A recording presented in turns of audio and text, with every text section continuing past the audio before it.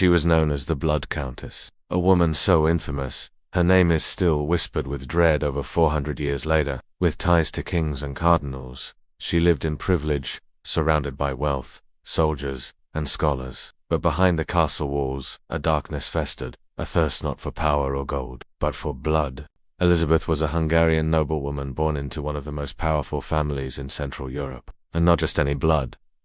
The blood of young girls. Her childhood was steeped in brutality. She witnessed public execution, torture, and war. Some say she even suffered from seizures that caused fits of rage and hallucinations. Others claim she was exposed to satanic rituals by her relatives, many of whom dabbled in alchemy and black magic. Born in 1560, Elizabeth was raised in a world of violence and superstition. Together, they lived in Cactus Castle, an isolated fortress perched high in the mountains. When friends left for war, Elizabeth was left alone, with her growing appetites. At the age of 15, Elizabeth was married to Count Forand, a soldier known as the Black Knight of Hungary for his savage cruelty on the battlefield.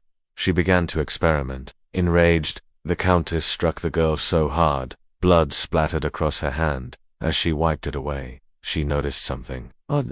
Rumors spread of young maidens disappearing, of screams echoing from the stone halls late at night. The villagers feared her, but no one dared to question. Some were locked in cages, others tortured with red-hot irons, needles, or knives. Elizabeth was a widow by then, but more powerful than ever. Even when whispers of murder reached the king, he hesitated. After all, who would dare accuse a noblewoman of such monstrous crimes? Many were drained of blood, collected in basins, smeared on her skin, or, as legend says, poured into baths. Eyewitnesses testified to seeing Elizabeth covered in blood, laughing as she inflicted pain. One servant confessed that some girls were sewn into horse carcasses as punishment. It started small. A slap here, a pinprick there. Servants were punished harshly. Then came the legend that made her immortal in infamy. One day, a servant girl accidentally pulled Elizabeth's hair while brushing it. Her skin, where the blood had touched it, looked younger, softer, smoother.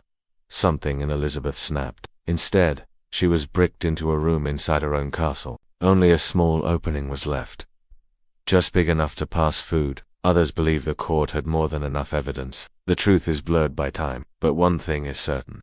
From that moment on, the killings escalated. She began luring peasant girls into her castle with promises of work. They were never seen again. Elizabeth believed bathing in virgin blood could preserve her youth. She wasn't just killing, she was harvesting. But how did she get away with it?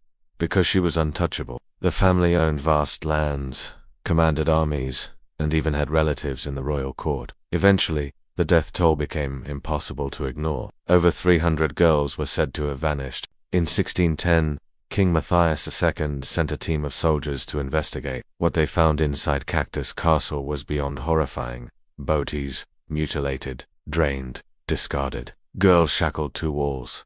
A book of names. And yet, she was never put on trial. Because of her family's status, Elizabeth was spared public execution. She spent 4 years entombed in silence, dying alone in 1614.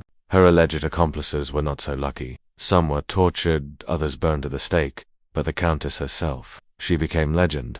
Was she truly guilty? Or the victim of a political conspiracy? Some historians argued the charges were exaggerated, a plot to seize her wealth and lands. Elizabeth remains one of the most terrifying women in history, not just because of what she did, but because she showed the world what happens when cruelty is cloaked in nobility, and horror hides behind a beautiful face. They called her the Blood Countess, but to the terrified peasants, she was something worse.